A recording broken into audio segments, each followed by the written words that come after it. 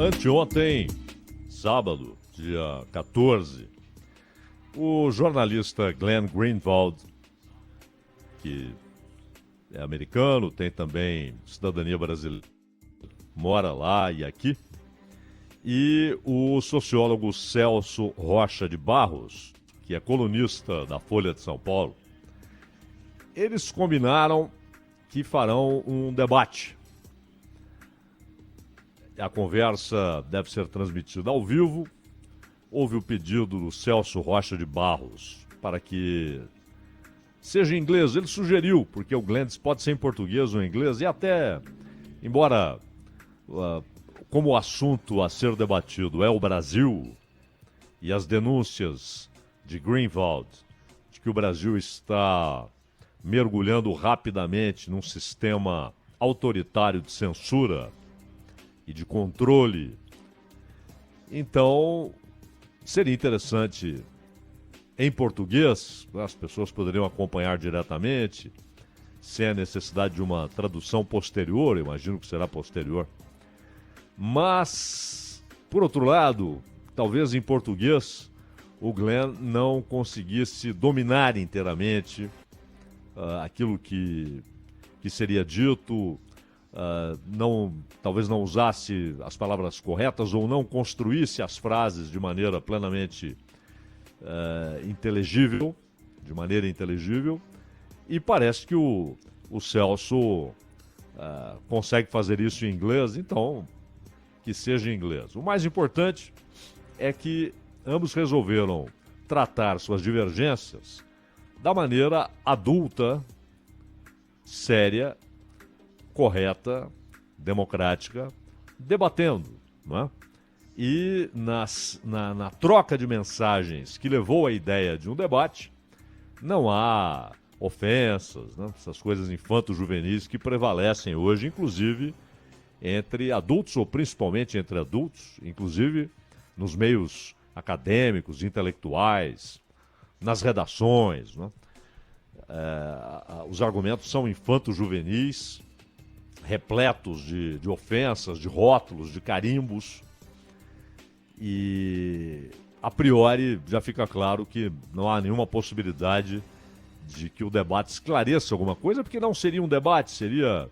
Hoje o que temos são discussões onde cada um chega com seu ponto de vista e sai com seu ponto de vista depois de tapar os ouvidos e proferir desaforos. Nesse caso, parece que será uma conversa adulta, mas também não tenho expectativa de que ela mude a maneira de ver as coisas de um ou de outro, ou da maioria esmagadora dos que irão acompanhar esse debate. É bom a gente saber o que está acontecendo com Glenn Greenwald. Ele é um jornalista. Ele não é um militante, ele não é um panfletário, ele não adapta a sua obra, o seu trabalho, os seus livros, o seu trabalho jornalístico, as suas opiniões, à conveniência partidária, à conveniência eleitoral, as suas escolhas pessoais. Ele faz jornalismo. Hoje, o Greenwald tem sido atacado impiedosamente por militantes, por panfletários, pelos neo-jacobinos, né, que querem levar todos que deles discordam à guilhotina, não admitem divergências, opiniões diferentes, se não pensa como eles, o sujeito deve ser guilhotinado, deve ser exterminado, deve ser banido. E o interessante é que também no Brasil, essa mesma gente que hoje apedreja o Greenwald, há pouco, muito pouco, dizia: é o melhor jornalista do mundo, não é à toa que ele ganhou o Pulitzer, é formidável, porque Greenwald foi um dos idealizadores e fundadores do Intercept e do braço brasileiro, Intercept Brasil, que recebeu aquele material que se transforma na Vaza Jato. E aquele trabalho do Intercept Brasil foi essencial para que o Supremo Tribunal Federal encontrasse meios materiais para fazer o que pretendia fazer, que era devastar a Lava Jato. Reduzir a Lava Jato a um monte de pó e a uma memória na história. Mas acabar não apenas com a Lava Jato em si, mas com o conceito de força-tarefa, que foi essencial para a existência, o funcionamento e os êxitos da Lava Jato. Além da raiva pessoal de alguns ministros. O Gilmar Mendes, por exemplo, manifestou isso publicamente várias vezes, com Sérgio Moro, com Dallagnol, com Marcelo Bretas. E não parecia haver a menor tendência de separação do que é, do que foi, de como trabalhou Sérgio Moro, de como trabalhou o trabalho Bretas e da ideia da força-tarefa e do mote de combater com eficiência a corrupção sistêmica no Brasil. Sistêmica, não é episódica, é sistêmica. Isso estava claro, mas onde estavam os meios? Como destruí-la? E mais, como anular decisões da Lava Jato? E a Vaza Jato, que traz ali aquelas conversas do Sérgio Moro com procuradores, etc., e entre procuradores, ela acaba mostrando que muitas vezes a intenção precedeu a ação. E aí, para o Supremo, foi uma moleza misturar as coisas. A operação como um todo e, mais importante, o modo de organizar a operação e, mais importante ainda, a motivação, um combate sério à corrupção, eficiente, não faz de conta, algo inédito no Brasil, na história brasileira, onde os sistemas de corrupção foram sendo instalados, aprimorados, às vezes os atores iam mudando, porque isso vem desde o Império, então os atores mudavam, mas a maneira de usar o Estado para enriquecimento pessoal, ou para enriquecimento de grupos, ou para fortalecimento do poder político, isso sempre esteve presente na história brasileira. E a Lava Jato parecia, até pelo apoio popular que tinha, parecia ser capaz de fazer, inclusive o que operações então recentes, como a Castelo de Areia, não conseguiram, até porque foram lançadas pela janela pelo próprio Supremo. É bom lembrar que no caso da Castelo de Areia, o Supremo parte de um único ponto. Tudo isso nasceu com uma denúncia anônima, portanto, nada disso vale. Provas claras, cabais, foram todas jogadas no lixo e só não foram apagadas, incendiadas, incineradas, porque houve um pedido da Carmen Lúcia para a suspensão dessa decisão. Ela não conseguiu reverter a decisão, nem sei se hoje ela se interessa por isso. Mas ela pelo menos conseguiu que não destruíssem aquele monte de provas. E a Lava Jato, ela traz muito da Castelo de Areia. E ela encontra um ambiente de insatisfação, tanto quanto difusa essa insatisfação, mas apesar de interesses diferentes, reclamações distintas, alvos de ressentimento e de raiva distintos, tudo isso acabou sendo liquidificado, reunido num movimento só. E aquilo também é um propulsor da Lava Jato. Aquilo facilita, ela já existia, mas aí ela ganha corpo, ganha força e só vai parar quando o Supremo se torna inimigo da operação. Nenhuma outra instituição conseguiria parar lá, só o Supremo. E o Supremo inicialmente a apoiava, porém houve um momento em que juízes se incomodaram pelo fato de que procuradores estavam de olho nesses próprios juízes, naquilo que faziam, em suas declarações de renda, etc. O jogo virou e conhecemos. Mas foi o material da Intercept Brasil que deu condições concretas, reais, para que o Supremo realizasse o que havia idealizado. Supremo em sua maioria.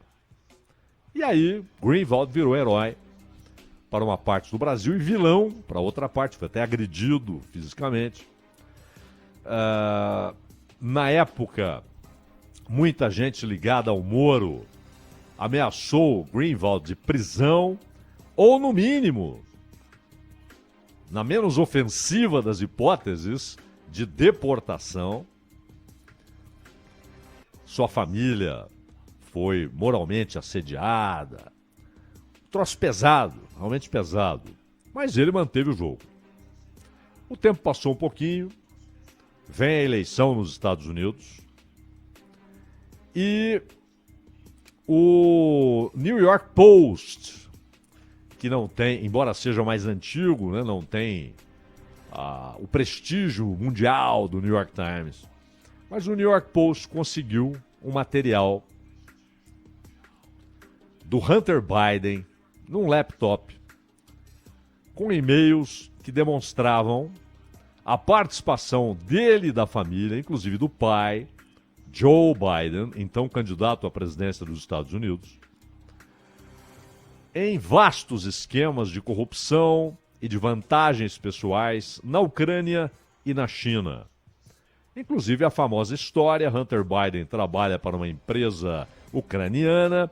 Essa empresa, por outros motivos, começa a ser investigada pelo procurador-geral da Ucrânia.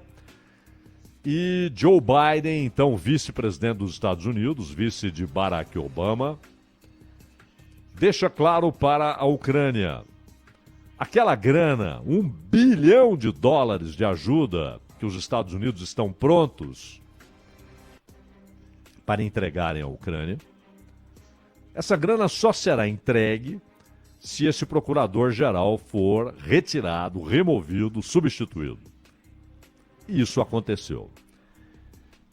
Por outras razões, por outros caminhos, em 2014 os Estados Unidos patrocinam um golpe silencioso do ponto de vista de sua intromissão, mas barulhento pelo que se via nas ruas e praças, na Ucrânia. Essa história é antiga, entre Biden e Ucrânia, Rússia, Estados Unidos, Rússia, OTAN, Rússia. E então, isso era devastador para o então candidato à presidência dos Estados Unidos. O que fizeram veículos corporativos importantes dos Estados Unidos, New York Times, Washington Post, CNN, NBC, alguns sites como Político, o que eles fizeram? Foram ouvir o pessoal da CIA. E o pessoal da CIA disse: pode ser que isso seja trabalho da inteligência russa. Esse pode ser, na imprensa americana, virou Não, isso aí é inteligência russa, tudo isso é falso, esqueçam isso. Botaram embaixo do tapete, não investigaram nada, foram desonestos, traíram sua profissão, traíram seu público, traíram seu país, porque era uma informação de importância pública, de relevância pública. E só no ano passado é que, devagarzinho, com muita vergonha, começaram a dizer: mentimos, de fato aqueles documentos eram eram legítimos, eram reais, eram verdadeiros, pertenciam mesmo a Hunter Biden. E o Greenwald resolveu escrever, então. Eu tenho esse artigo, é um artigo que tem algumas análises, mas é basicamente informação. O que um repórter faz? Informou. Para ser publicado pelo Intercept. O pessoal do Intercept, o restante da direção, já transformado em grupo de militância de Joe Biden, já transformado num mero grupo de panfletários, eles chegam pro Greenwald e dizem: olha, se você cortar tudo que diz respeito ao Joe Biden, pode publicar à vontade. Ou seja, publicar um troço sem sentido, vazio, sem nada. E ele disse não. Não, mas isso pode ajudar o Trump. Não, isso aqui é informação, é minha obrigação. Divulgar o que eu sei, o que eu tenho, e eu vou publicar assim ou estou fora. Não, assim não dá, então estou fora. Ele deixa o Intercept e publica, usando seus canais pessoais. Por outras razões, por defender Assange. Assange é um prisioneiro político do democrático Ocidente. Ele é um preso político. Ele está preso porque quando o Wikileaks começa a divulgar uma série de informações de Estado, inicialmente a imprensa apoia, bate palmas, republica. Quando, porém, ele publicou informações que eram comprometedoras para a senhora Hillary Clinton, a imprensa americana rompeu com o Wikileaks e passou a gritar: cadeia, cadeia, para o traidor Assange. A imprensa defendendo que um jornalista fosse preso por ter feito seu trabalho. Como defendeu em relação a Snowden, que também divulgou seu trabalho via Wikileaks, mostrando que milhões de cidadãos americanos e pessoas que moram fora dos Estados Unidos e até governantes de outros países, como Dilma Rousseff, como Angela Merkel, eram alvo de espionagem da inteligência americana.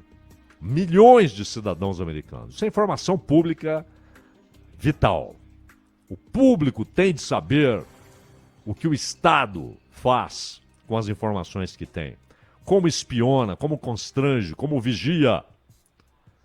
Num Estado que se diz democrático, num país que diz ser cerne, defensor do Estado de Direito, da democracia e da liberdade. E o Snowden mostrou que não era nada disso.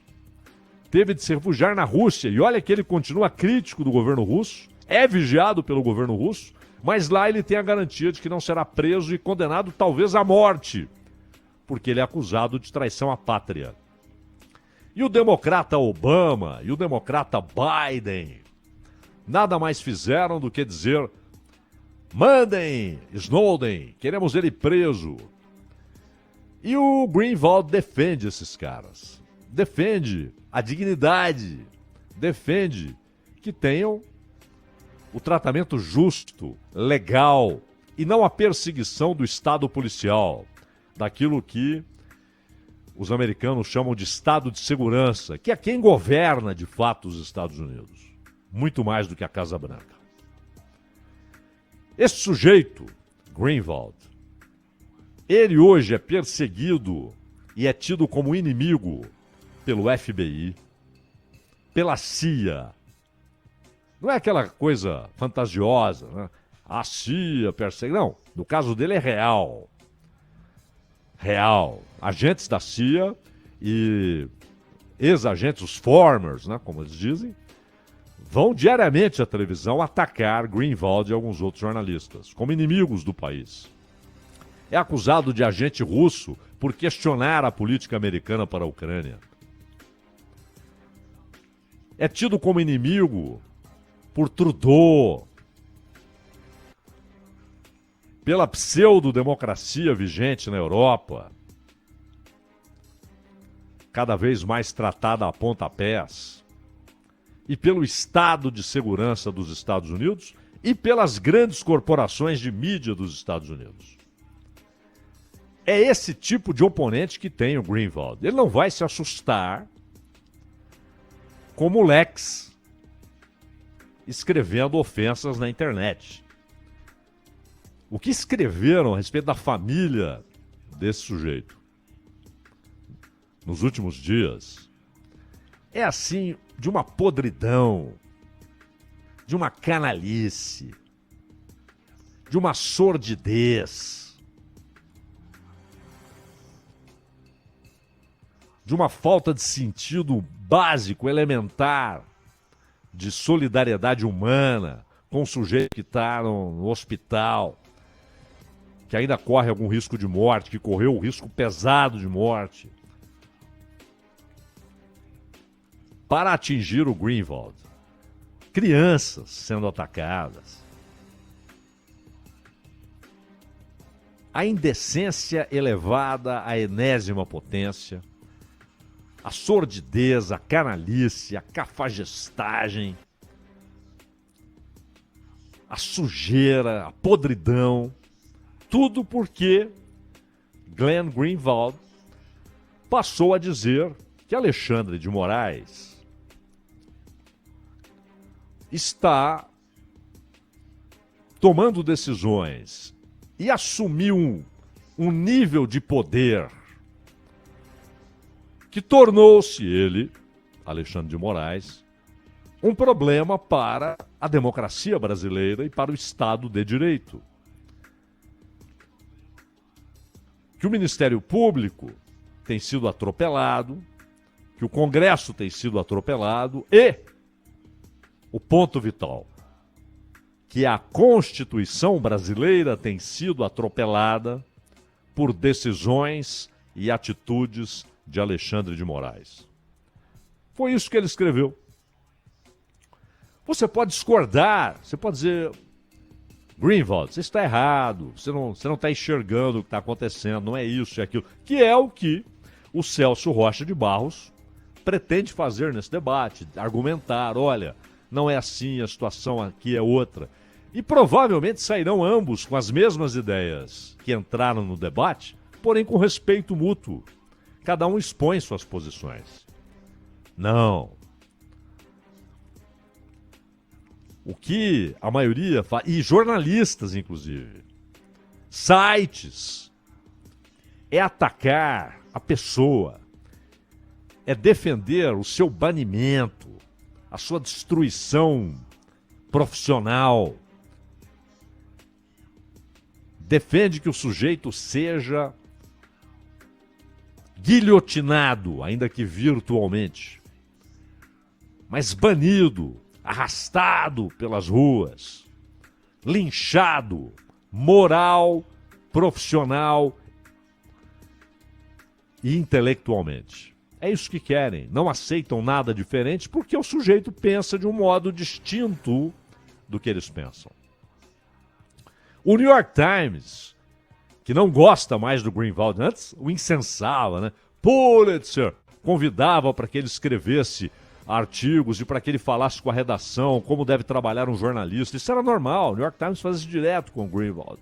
Hoje o vê como uma figura que não é benquista, por causa desses embates políticos relacionados à situação interna nos Estados Unidos. Mas até o New York Times botou em editorial o que está acontecendo no Brasil. Que poderes são esses que deram a um único sujeito? Censurar. E mais, censura prévia. Conduzir inquéritos sem que advogados tenham acesso à íntegra para saber pelo menos do que seus clientes são acusados. Só isso, do quê? O que eles fizeram que leva a um inquérito e a uma possibilidade de acusação formal, de denúncia, de abertura de um processo e de que ele vire réu. O quê? Não importa.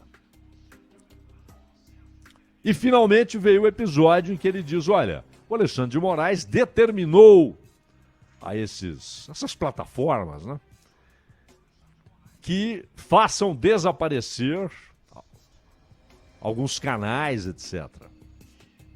E se não o fizerem, em tanto tempo, serão multados, etc. Serão, enfim, punidos se não o fizerem. Você pode ter isso como consequência de um julgamento. Mas a priori, inclusive, em muitos casos, afetando aquilo que a Constituição brasileira proíbe, aliás, que se retire de alguém o seu instrumento de trabalho. O seu ganha-pão. Pão é pão. Alimento é alimento. Trabalho é trabalho. Não mexam nisso, é o que diz a Constituição. E a censura prévia. Uma coisa é, fulano escreveu tal coisa, é ofensivo, é uma infâmia, é uma injúria. Alô, senhor juiz da cidade tal, juiz da primeira instância. Estou aqui movendo uma ação contra aquele jornalista, contra aquele intelectual, contra aquele professor, não importa, contra aquele político que seja, porque ele disse tal coisa. E é tal coisa que está em julgamento. O que ele vem a escrever depois, o que ele escreveu antes, não importa. É isso. Não. Não vai para a primeira instância. É aqui, no grande inquérito, que tudo recebe, tudo liquidifica. E desde já não pode publicar coisa alguma. Não é aquilo que ele escreveu, aquele artigo ou aquele texto específico, mas qualquer coisa. Está proibido. Isso tem um nome, censura prévia. E a Constituição trata disso e diz, não pode haver censura prévia. Então essas coisas que esse jornalista, antes insensado, passou a dizer. E vem dizendo em relação a todo mundo. Ele fala isso a respeito do Erdogan, do Putin, do Zelensky, do Biden. Ele tornou-se inimigo do Estado de Segurança dos Estados Unidos por fazer o seu trabalho. E repito, qualquer um pode dizer, você está errado, é outra circunstância, pode argumentar, trocar ideias, como haverá, espero, nesse debate, uma troca de ideias. Mas os ataques covardes, insanos, enlouquecidos, criminosos, contra a honra, contra a família, contra crianças, passam a ser vistos como normais. É indefesa. Não há defesa da democracia legítima, defesa legítima, se não for com os próprios instrumentos da democracia, do Estado de Direito e da Constituição. Qualquer coisa fora isso é combater riscos à democracia com ataques à própria democracia. Ronald.